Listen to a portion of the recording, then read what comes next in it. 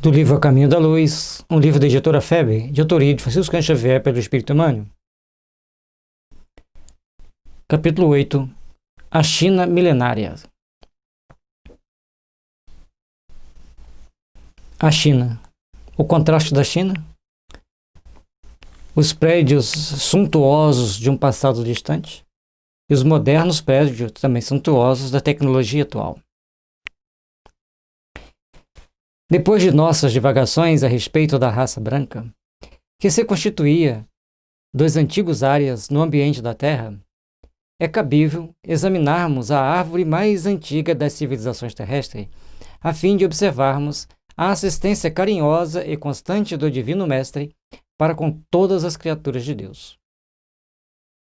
Isso aí, não precisamos nem de dizer que todas as criaturas de Deus são tratadas carinhosamente por Jesus. Mas vamos ver esse estudo interessante da China e algumas observações extremamente importantes da espiritualidade superior a respeito da China atual e dos caminhos da China. Inegavelmente, o mais prístino foco de todos os surtos evolutivos do globo é a China milenária, com seu espírito valoroso e resignado, mas sem rumo certo, nas estradas da edificação geral. A China vem primorosamente trabalhando com extrema resignação para construir tudo que ela construiu até hoje, mas de uma forma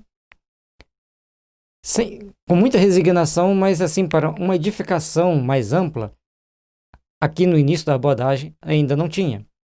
Prístino é uma condição ou uma época anterior, antigo, prisco. Então, a China é um dos países mais antigos da Terra. Muito, muito, muito antigo. E assim, a raça amarela. Quando se verificou o advento das almas proscritas do sistema de Capela, em épocas remotíssimas, já a existência chinesa contava com uma organização regular, oferecendo os tipos mais homogêneos e mais selecionados do planeta em face dos remanescentes humanos primitivos. Quando os capelinos chegam aqui, os humanos primitivos já estavam bem organizados na China. Então, ali tem grupos de espíritos que são dos filhos do Cristo, aqueles que foram caminhando pelos bilhões e bilhões de anos da formação da Terra até chegar hoje. Isso em várias fases do desenvolvimento. Que a gente fala em bilhões de anos, a Terra tem 4,5 bilhões de anos, esses espíritos estão lá na base da formação. Suas tradições já andavam de geração em geração, construindo as obras do porvir. Daí, se infere que, de fato, a história da China remonta a épocas remotíssimas, no seu passado multimilenário, e esse povo, que deixa agora entrever uma certa estagnação dos seus valores evolutivos, sempre foi igualmente acompanhado na sua marcha por aquela misericórdia infinita que, do céu, envolve todos os corações que latejam na terra. Todos foram caminhando dentro do progresso, e a China parou no progresso, porque em um dado momento ela não desenvolveu seus estudos filosóficos, não procurou aprimorar-se tecnicamente, cientificamente. No decorrer do estudo, a gente vai ver as abordagens que o Emmanuel vai fazendo, lembrando que aqui ele está voltando lá para 3.000 anos antes de Cristo. A cristalização das ideias chinesas. Aqui nós pegamos os soldadinhos de terracota, que são aqueles soldados que estão enterrados, que até hoje ninguém descobriu por quê, que tipo de monumento é aquele ali. A cristalização das ideias chinesas advém simplesmente desse insulamento voluntário que prejudicou, nas mesmas circunstâncias, o espírito da Índia, apesar da fascinante beleza de suas tradições e dos seus ensinos. Então, pararam no tempo, assim como a Índia parou no tempo. A Índia desenvolveu-se muito espiritualmente, desenvolveu uma técnica muito importante de tratar da saúde através da Ayurveda, que é um conjunto de técnicas de massagem, alimentação, chás, ou seja, usam o que é natural para manter a saúde e funciona, porque com todas as situações adversas que tem na Índia, eles ainda têm bastante saúde.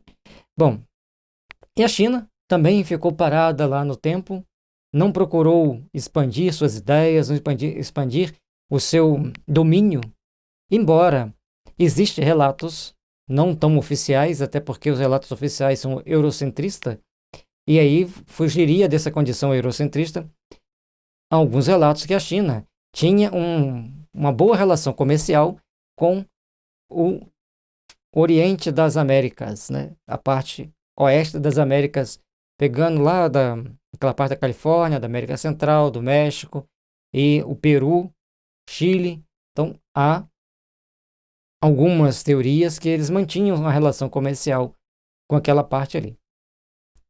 Não tem nada oficial, então aqui vamos seguir o que o Mano está falando. Ele está dizendo que eles se fecharam, por muito tempo se fecharam, e eles não tinham a ideia de dominar. Eles mantinham as relações comerciais deles e era o comércio. Não era aquela questão de chegar, invadir, dominar.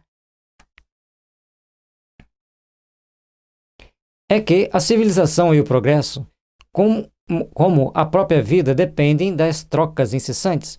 O universo, na sua constituição maravilhosa, não criou nem sanciona leis de isolamento na comunidade eterna dos mundos e dos seres.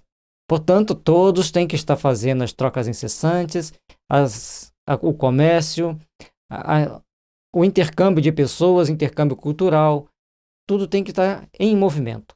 Esse movimento é importante para que todos cresçam, para que todos se desenvolvam. E o Oriente ficou muito tempo meio parado. A existência é uma longa escada na qual todas as almas devem dar-se as mãos na subida para o conhecimento e para Deus. Portanto, todos nós temos que estar de mãos dadas, procurando crescer, procurando aprimorar, procurando fazer frutecer as bênçãos do Senhor. Enquanto a família indo-europeia pervagava no desconhecido, assimilando as expressões das tribos encontradas, em longas iniciativas de construção e trabalho, os arianos da Índia estacionaram no repouso das suas tradições, desenvolvendo-se, no curso do tempo, as mais prestigiosas lições de experiência para a alma dos povos. Então, quando a gente, Emmanuel aqui faz uma síntese para que a gente entenda todo o deslocamento do conhecimento, da cultura, das almas no mundo. A família indo-europeia sai pelas estepes do centro da Ásia, indo em direção à Europa e também por baixo pela Pérsia, vão se espalhando por ali para chegar até a Portugal e Inglaterra, que no extremo do continente europeu. Por outro lado, nós vamos ver os indianos criando na Índia um estacionamento no repouso do conhecimento espiritual, cultuando a alma, a agricultura, vivendo como podiam do sustento da terra, numa organização muito importante, muito bem estruturada, com as castas que criou problemas para eles, até que os ingleses chegam e causam toda a balbúrdia que eles causaram. Bom, mas até então, e mesmo apesar disso, eles passam para o mundo aquela experiência de paz, de um estado superior de equilíbrio das almas para as grandes valorizações que todos nós vamos buscar na Índia, da valorização do espírito. A busca pela espiritualização, a busca pela transcendência da alma. E aí, esses são o legado dos dois. Os indo-europeus, a busca incessante pela transformação, culminando no desenvolvimento tecnológico que nós temos hoje. Os indianos, na transcendência da alma, buscando o equilíbrio da alma, o equilíbrio do espírito, que serve de base para nós até hoje quando se fala em equilíbrio, em serenidade, em conquista das coisas naturais. Vejamos. E agora, quando os israelitas são chamados por força poderosa ao deslocamento do seio das nações, a fim de aprenderem mais intimamente a doce lição da fraternidade, do amor universal, renovando a fibra da sua fé a caminho da perfeita compreensão do Cristo. Então, as experiências que eles passaram ao longo de terem que se deslocar do seu país de origem e passarem a viver em nações diferentes, que na maioria das vezes os discriminavam, algumas vezes os aceitavam, e eles iam aprendendo a se adaptar conquistando a humildade, conquistando o entendimento de que nós temos que ser irmãos em Cristo. Um momento, todos vão compreender isso. Vejamos. A China é também convocada pelas transformações dos séculos. A grande lição do entrelaçamento da comunidade planetária a fim de ensinar as suas virtudes e aprender as virtudes dos outros povos. Então, vai chegar um momento que a China vai ser convocada a fazer esse entrelaçamento com os outros povos, fazer esse entrelaçamento cultural, científico, econômico, para que todos cresçam juntos, para que todos aprendam. E olha que coisa interessante, fazendo um adendo. Na atualidade, tem cidades na China que tem 20 homens para cada mulher.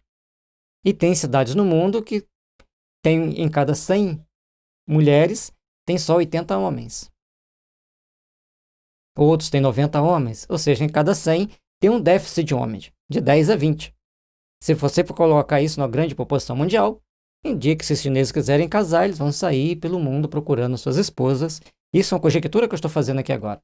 E isso, então, vai criar esse entrelaçamento.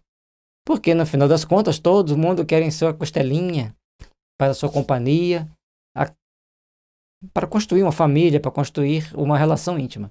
Então, tem aí as condições que o próprio Ocidente vai lá em se intrometer de criar uma regra dentro de um país que não tinha os padrões que nós temos aqui, de entendimento, de ação, e aí cria um embaraço aparente, mas uma solução mais transcendente ao longo do prazo. Vejamos.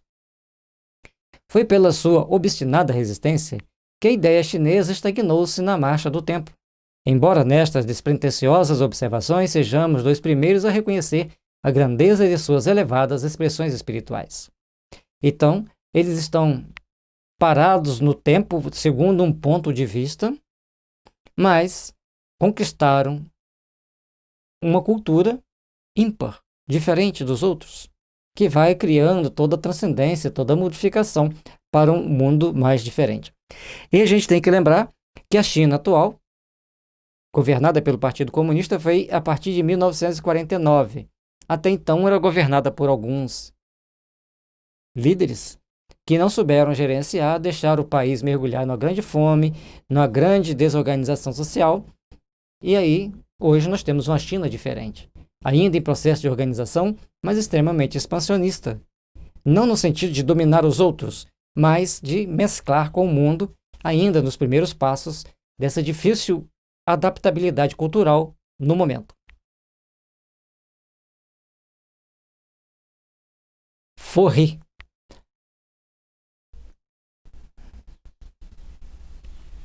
Jesus, na sua proteção e na sua misericórdia, desde os tempos mais distantes, enviou missionários àqueles agrupamentos de criaturas que se organizavam econômica e politicamente entre as coletividades primárias da Terra. Então, num dado momento, todos os países que existem hoje na época nem existiam, mas eram países primários, estavam dando os primeiros passos na organização econômica, na organização política. E, infelizmente, o mundo ocidental, com grandes conquistas, também criou grandes embaraços no desenvolver das culturas. Mais para frente, conforme for o caso, a gente comenta.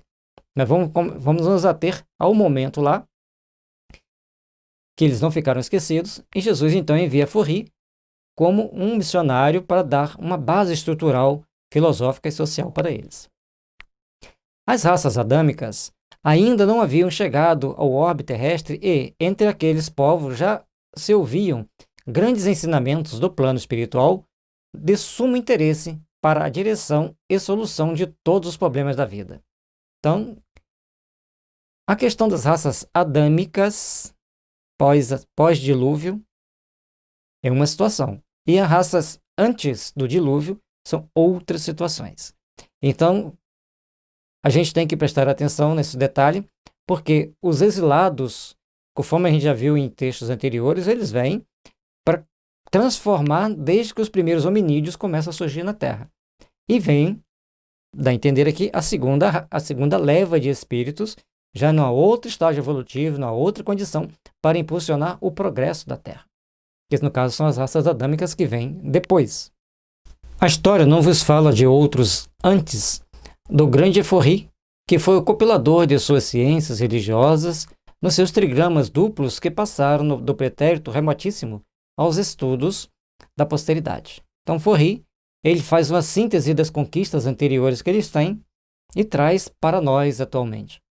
E um detalhe muito delicado com relação à China, que eles escrevem por ideograma. Eles leem. E como eles são muito reservados, nós ocidentais não aprendemos tudo o que eles sabem. Nós não temos a ideia plena de todos os seus históricos. E quantos museus eles têm lá que não são abertos a nós? Quantos documentos que eles possuem que não são liberados para nós? É uma conjectura que a gente pode fazer. Forri refere-se no seu I Ching aos grandes sábios que o antecederam no penoso caminho das aquisições de conhecimento espiritual.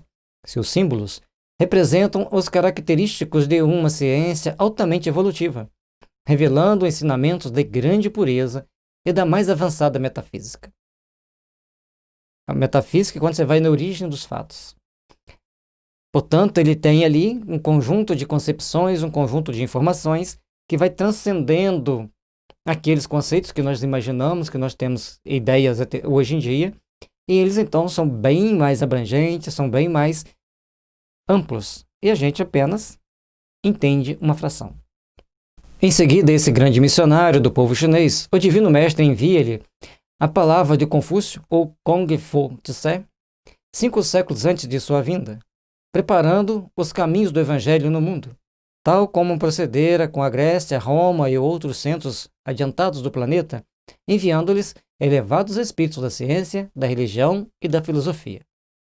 Então, Confúcio, um grande missionário do Cristo junto ao povo chinês, preparando o terreno para a vinda de Jesus, para a aceitação de Jesus na Terra. Algum tempo antes da sua palavra mirífica, a fim de que a humanidade estivesse preparada para a aceitação de seus ensinos. Portanto, aqui, Confúcio ele vai preparar o povo chinês para começar a compreender os ensinamentos de Jesus, começar a ter condições de receber o Evangelho do Cristo.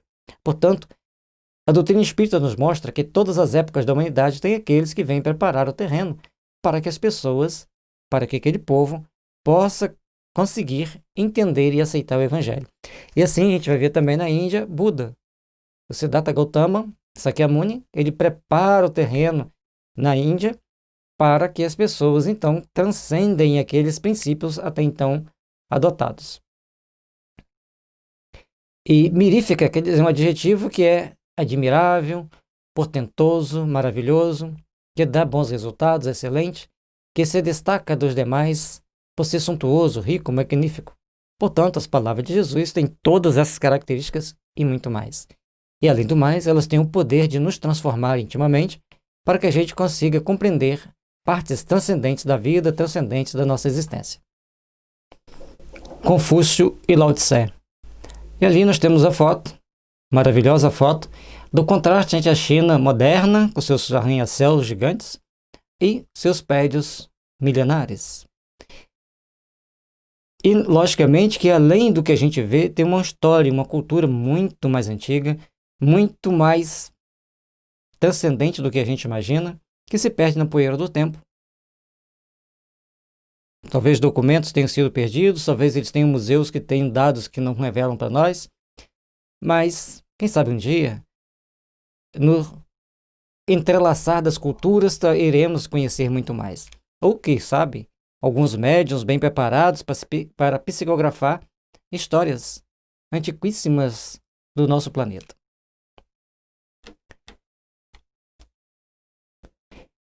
Ali no slide anterior, está Confúcio e Lao Tse, conforme está no livro, conforme Emmanuel grafou, e aqui a gente colocou pela ordem de antiguidade, né, de tempo. Lao Tse reencarnou em 604 a.C., foi até 551 a.C. E Confúcio reencarnou em 551, exatamente quando o Lao Tse parte, e vive até 479. Então são dois grandes nomes da cultura, da expressão religiosa, filosófica da China, que são missionários do Cristo, para a orientação daquele povo para preparar o povo chinês para a vinda de Jesus. A gente vai observar que nesse período entre 600 e 400 a.C., vieram vários missionários para trabalhar esses ensinamentos, para trabalhar a preparação dos povos para a vinda de Jesus. E aqui nós sempre tínhamos essa curiosidade, portanto, ali curiosidades, não está no livro, sobre o tempo que cada um desses espíritos tiveram na Terra. Então nós tivemos Krishna na Índia em 3228 a.C., Hermes Trismegisto no Egito entre 1500 e 2500 a.C., não tem uma data precisa, Akhenaton em torno de 1300 a.C., Moisés em torno de 1200 a.C., que pode ser um pouquinho antes, um pouquinho depois, não tem uma data precisa. Depois, nós vamos ter Isaías, de 765 a 681 a.C., Lao Tse vem logo depois, 604 a 551, depois Confúcio, 551 a 479, o Buda é contemporâneo do Buda e contemporâneo de Sócrates, ambos. Então, Confúcio, Buda e Sócrates vêm basicamente no mesmo tempo, basicamente. Buda de 463 a 483, eu coloquei Siddhartha Gautama Sakyamuni, porque Buda é aquele que alcançou a iluminação. Então, teriam vários. Mas Siddhartha Gautama Sakyamuni é o Buda, aquele que transcendeu em muito a todos os outros. Sócrates de 469 a 399 a.C., e Malaquias, o último profeta hebreu, veio em torno de 430 a.C. Não tem uma data também precisa para ele. Depois desse momento tem um silêncio. Não se fala mais em grandes nomes, teria Platão e Aristóteles na Grécia, mas já com outro cunho. Eles são discípulos de Sócrates e o Aristóteles, discípulo de Platão, que acaba desviando um pouquinho do caminho. Mas ali, nesse tempo, a gente não tem mais descritos. E uma pena que a Biblioteca de Alexandria foi incinerada, perdemos um grande acervo de livros, de histórias, de ensinamentos, de conhecimentos. Mas esses aqui é aquela base que temos no livro aqui que a gente está estudando, de ver os grandes missionários do Cristo que vieram em várias épocas. Lembrando que entre os hebreus, Jesus sempre teve um cuidado especial de mandar espíritos bem preparados para aquele momento, para que eles pudessem, então, compreenderem a importância de fazerem um trabalho de manter o monoteísmo, né, de um Deus único, e perseverar na fé, na confiança, para que Jesus pudesse vir ali. Então, vamos à frente.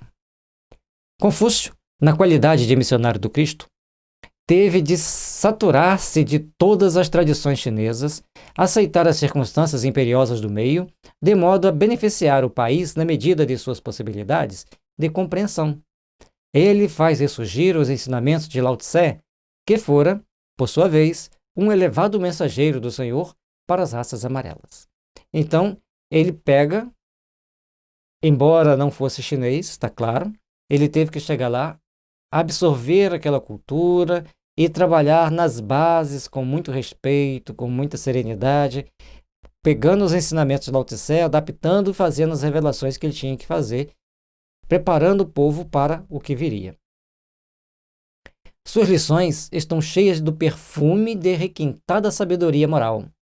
No Kan-in de Lao Tse, eis algumas de suas afirmações que nada ficam a dever aos vossos conhecimentos e exposições do moderno pensamento religioso. O Senhor dos céus é bom e generoso, e o homem sábio é um pouco de suas manifestações. Na estrada da inspiração, eles caminham juntos, e o sábio lhe recebe as ideias, que enchem a vida de alegria e de bens. Portanto, essa aqui é uma frase de impacto, uma frase essencial, que Emmanuel traz para nós, de Lao Tse, mostrando que nós temos que procurar aprender a valorizar os homens sábios, porque eles trazem um pouco da essência divina para ajudar a humanidade a se melhorar. E achei interessante essa frase do Emmanuel. Suas lições estão cheias do perfume de requintada sabedoria moral. Então, as palavras, de acordo com como são usadas, que são empregadas, elas são requintadas de sabedoria moral, requintadas de saber e de amor e de paz. Temos que saber usar as palavras sempre nesse sentido. Lao Tse, de cujos ensinamentos Confúcio fez questão de formar a base de seus princípios, viveu 6 séculos antes do advento do Senhor. E, em face dessa filosofia religiosa avançada e superior, somos obrigados a reconhecer a prodigalidade da misericórdia de Jesus, enviando os seus porta-vozes a todos os pontos da terra com o objetivo de fazer desabrochar, no espírito das massas, a melhor compreensão do seu evangelho, de verdade e de amor, que o mundo, entretanto, ainda não compreendeu, não obstante todos os seus sacrifícios. Até hoje, a essência do evangelho não foi compreendida nem por aqueles que buscam praticá-lo, nem por aqueles que procuram colocá-lo em prática. Portanto, todos vão passando caminho a caminho, dificuldade a dificuldade, procurando então transcender as verdades excelsas do amor, que deve edificar sempre em nossos corações a base de um ensinamento superior, a base da transcendência dos conhecimentos espirituais. E assim, Jesus sempre trabalhando com muito amor, com muita dedicação por todos os povos, por todos os seus filhos, por todos os seus tutelados. O Nirvana.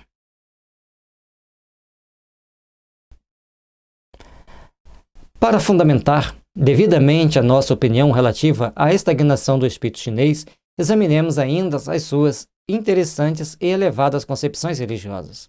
No budismo, a palavra nirvana no budismo é o estado de libertação do sofrimento ou dukkha, uma superação do apego aos sentidos, do material, da existência, da ignorância, a pureza e a transgressão do físico, a qual busca a paz interior e a essência da vida. Então, nirvana, você vai procurar transcender o seu estado material e procurar vivenciar a essência do teu espírito. Então, vamos lá na concepção religiosa do budismo chinês. De um modo geral, é o culto dos antepassados o princípio de sua fé. Esse culto cotidiano e perseverante é a base da crença da imortalidade, porquanto de suas manifestações ressaltam as provas diárias da sobrevivência. As relações com o plano invisível constituem um fenômeno comum, associado à existência do indivíduo mais obscuro. A ideia da necessidade de aperfeiçoamento espiritual é latente em todos os corações, mas o desvio inerente à compreensão do Nirvana é aí, como em numerosas correntes do budismo, um obstáculo ao progresso geral. Então, quando eles começaram a criar o aspecto do Nirvana, que você tinha que buscar, então, a sua mudança interior, mas fugindo do compromisso que o mundo tem para nos oferecer, da nossa responsabilidade diária, do nosso trabalho, do nosso dia a dia, então criou-se ali um obstáculo ao crescimento geral, ao progresso. E esse distúrbio depois vieram corrigir e hoje vão, de uma forma muito radical, e hoje vão tentando abrir por outros aspectos, por outros caminhos, por outros ensinamentos. O Nirvana, examinado em suas expressões mais profundas, deve ser considerado como a união permanente da alma com Deus. Finalidade de todos os caminhos evolutivos, nunca, porém, como sinônimo de imperturbável quietude ou beatífica realização do não ser. Portanto, essa expressão de nos fundir a Deus, de buscar essa união com Deus ou com a espiritualidade superior, não é uma perturbação beatífica que nós vamos ficar lá, conforme a foto do início, em eterna contemplação. Nós temos o nosso dia a dia, nossas atividades diárias, nossos compromissos, nosso dia a dia. Mas uma coisa interessante aqui, a relação com o plano invisível constitui um fenômeno comum associado à existência do indivíduo mais obscuro. Portanto, a vidência, a comunicação com os espíritos é uma coisa muito natural e era muito respeitada no mundo oriental, entre os orientais. A vida é a harmonia dos movimentos, resultante das trocas incessantes no seio da natureza visível e invisível. Portanto, Emmanuel está mostrando que nós temos que ter o intercâmbio uns com os outros, essa intercomunicação, essa vivência de estarmos todos unidos, procurando fazer uns pelos outros, ajudar uns aos outros, procurar fazer o melhor que pudermos para o benefício uns dos outros. Sua manutenção depende da atividade de todos os mundos e de todos os seres. Cada individualidade, na prova, como na redenção, como na glória divina, tem uma função definida de trabalho e elevação de seus próprios valores. Então, todos nós temos que manter as nossas atividades no mundo físico, todos os seres, desde o vermezinho lá debaixo da terra, até as aves que voam no céu, chegando aos homens, todos têm uma missão a ser cumprida, todos têm uma missão a executar. E nós temos que saber respeitar essas missões, saber respeitar esses compromissos que cada um de nós devemos ter para conosco mesmo e para com a sociedade, para com o mundo em que vivemos. Os que aprenderam os bens da vida, enquanto os ensinam com amor, multiplicam na terra e nos céus os dons infinitos de Deus. Portanto, os dons que nós temos aqui na vida, o nosso trabalho que nós temos no nosso dia a dia, é um dom divino para as nossas realizações íntimas. E se nós os ensinamos uns aos outros, estamos multiplicando as nossas possibilidades na terra e no céu. A China atual. Só que aqui na China atual, o Emmanuel estava em 1938. E 82 anos depois, mudou muita coisa. E ali é uma China atual que nós vemos, não a China de 82 anos atrás.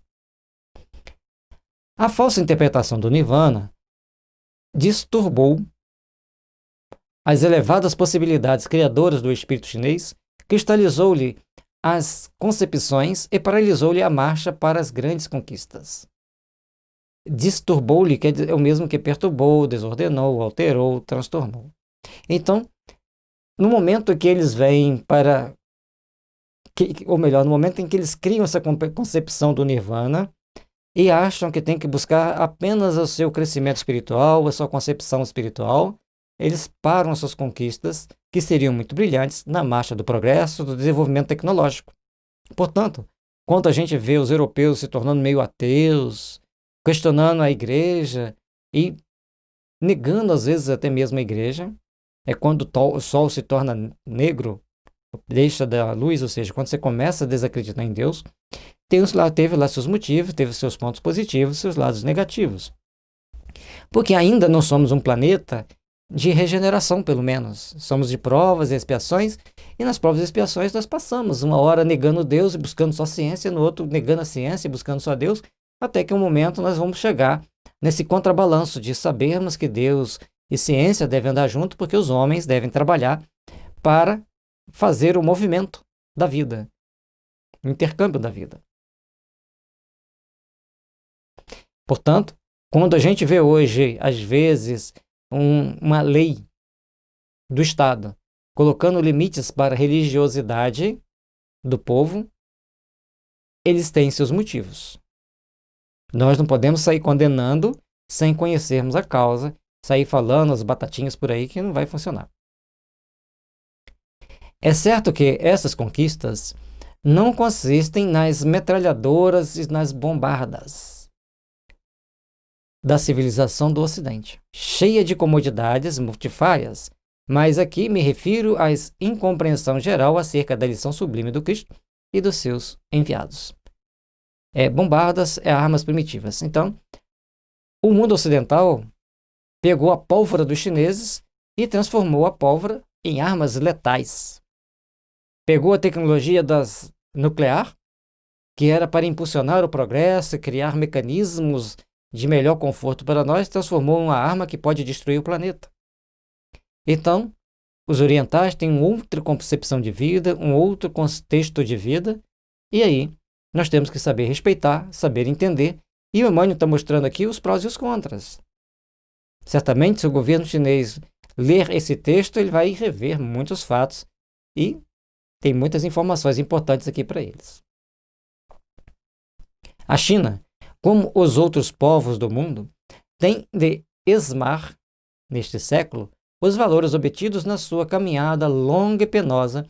Destas palavras, não há inferir que a invasão japonesa, na sua incrível agressividade, esteja tocada de uma sanção divina. Portanto, eles iriam passar por determinadas provas, determinados testemunhos para se transformarem, mas a invasão japonesa era um ato arbitrário dos seres humanos. Mas, de todo jeito, iria impulsioná-los a crescer, impulsioná-los para tomada de posição importante no porvir. Mas não é que seja um castigo divino. Eram as injunções dos acidentes que nós tantos cometemos pelas nossas próprias incúrias, pelas nossas próprias ações impensadas. O Japão poderá realizar, na Grande República, todas as conquistas materiais usando a psicologia dos conquistadores. Poderá melhorar as condições sanitárias do povo, rasgar estradas e multiplicar escolas, mas não amortecerá a energia perseverante do espírito chinês, valoroso e resignado, que poderá até ceder-lhes as próprias rédeas do governo, enchendo de fortuna, de suntuosidades e de honrarias, sem desprestígio do seu próprio valor, porquanto a China milenária sabe que os espíritos de rapina embriagam-se facilmente com o vinho de sangue do triunfo, e tão logo o luxo lhes amoleça as fibras da desesperação, todas as vitórias voltam automaticamente à reflexão, ao raciocínio, à cultura, à inteligência. Portanto, Emmanuel aqui mostra que a invasão japonesa naquele momento estava acontecendo e estava criando uma série de problemas para os chineses, mas por um dos fatores, eles tinham esquecido um pouco os compromissos que eles tinham, esquecido as palavras dos enviados que tinham mandado para eles, esmoreceram no seu processo de autoeducação. Lógico que tem o dedinho dos alemães e dos ingleses que invadiram a China também, aproveitando a simplicidade, a bondade natural deles. Mas, como Emmanuel mostra para nós aqui, eles são tenazes, perseverantes e valorosos e resignados, e por isso nada os deterá. Ele deixa aqui nas entrelinhas que eles calculam muito bem, sabem muito bem a hora de tomarem a decisão, a hora de agir para vencer. Portanto, tudo o que tentassem fazer para dominar os chineses, por tudo que tentassem explorar dos chineses, no momento certo, a sua cultura, a sua reflexão, o seu raciocínio e a inteligência chinesa superaria tudo isso e iria galgar um passo importante no processo de evolução. O que se faz necessário examinar é o estado de estagnação da alma chinesa nesses últimos séculos para concluirmos pela sua necessidade imperiosa de comungar no banquete da fraternidade dos outros povos. Então eles ficaram muito estagnados, muito fechados em si mesmos, e eles deveriam partir para essa comunhão com os outros povos, pelo intercâmbio cultural, pelo intercâmbio social, cultural e econômico. E que agora, mais slides mais na frente, a gente vai poder comentar isso aí. Vamos lá. Vai mudando esse caminho, eles vão se espalhando pelo mundo, vão criando ramificações pelo mundo, criando vínculos de amizade, tendo filhos com outros, com os homens casando com mulheres de outros países e tendo filhos, as mulheres casando com homens de outros países e tendo filhos, vai criando essa miscigenação cultural, levando espíritos, trazendo espíritos chineses para outros países, levando espíritos de outros países para a China. Esse intercâmbio cultural que o Emmanuel está se referindo. Vejamos mais. E a China milenária, todos os empecilhos que nós temos hoje, todas as possibilidades que nós temos, e Jesus não desistiu dos chineses. E essa edificação do Evangelho no porvir está sendo muito bem trabalhada pela espiritualidade superior. É verdade que a palavra direta do Cristo, substanciada no seu Evangelho, ainda não chegou até lá de um modo geral, aclarando o caminho de todos os corações, mas um sopro de vida romperá as sombras milenárias que caíram sobre a República Chinesa, onde milhões de almas repousam, indevidamente na falsa compreensão do nirvana e do absoluto. Ele está falando de almas no plano espiritual. E aí que vem o ponto importante. Na hora que essas almas determinadas, dóceis, compassivas, resignadas e determinadas começarem a colocar a necessidade do Evangelho em seus corações,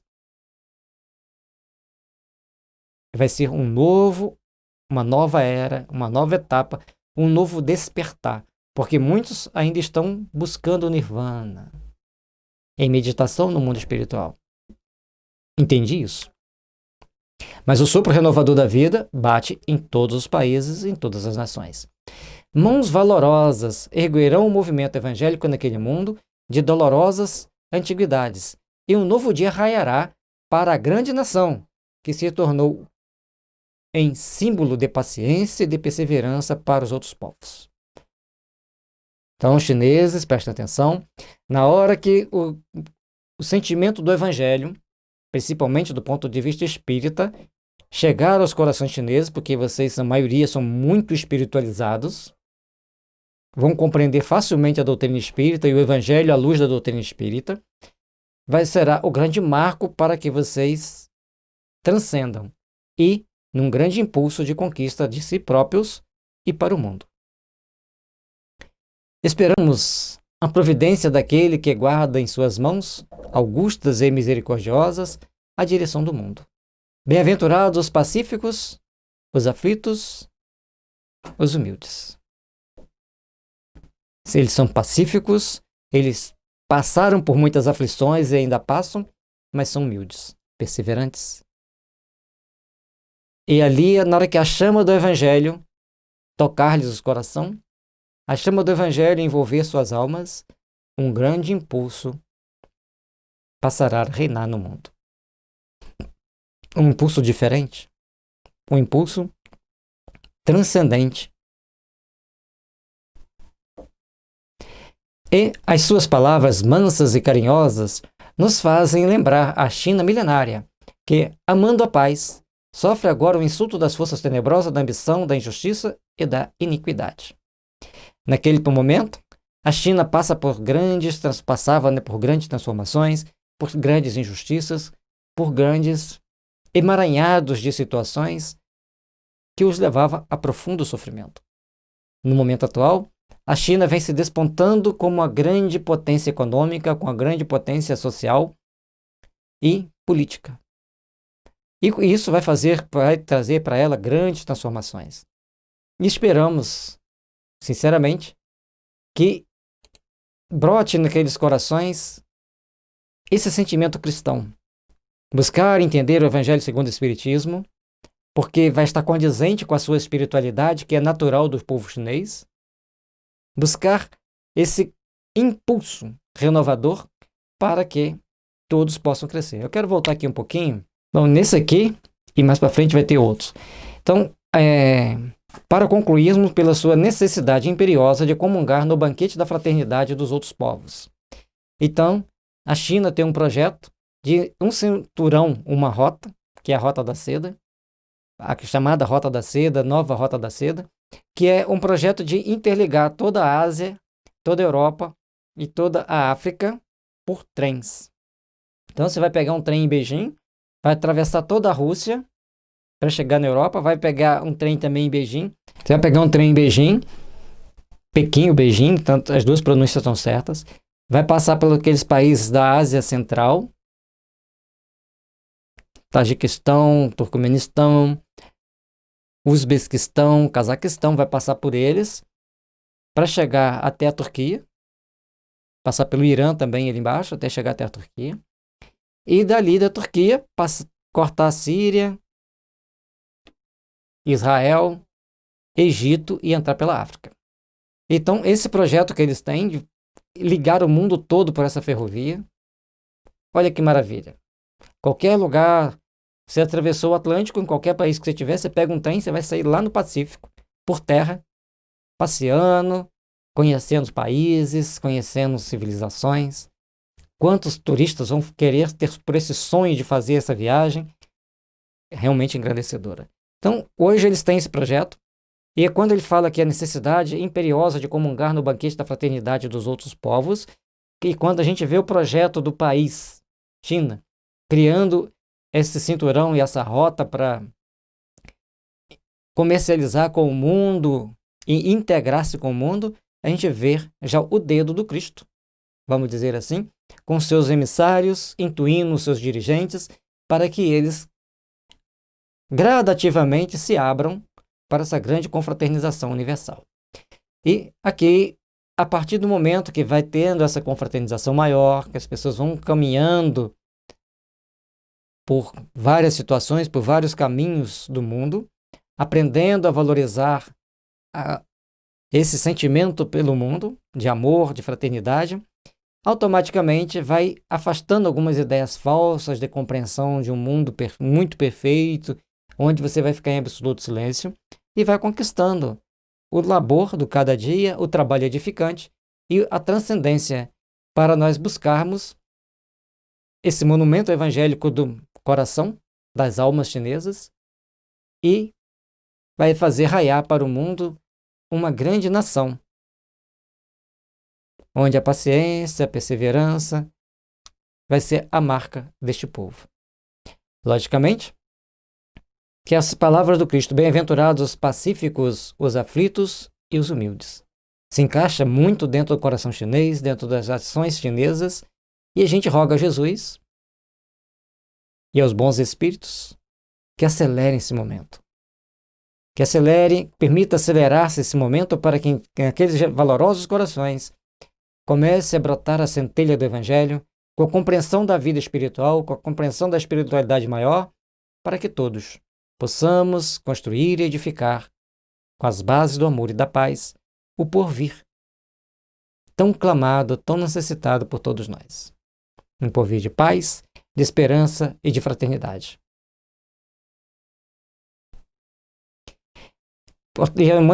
Nesse último slide aqui ele diz: e as suas palavras mansas e carinhosas nos fazem lembrar a China milenária que, amando a paz, sofre agora o insulto das forças tenebrosas da ambição, da injustiça e da iniquidade. E no momento também a China se vê ameaçada por muitas situações assim, por pessoas que ainda não conseguem integrar o sentimento de integrabilidade do mundo, mas as forças divinas sempre vencem.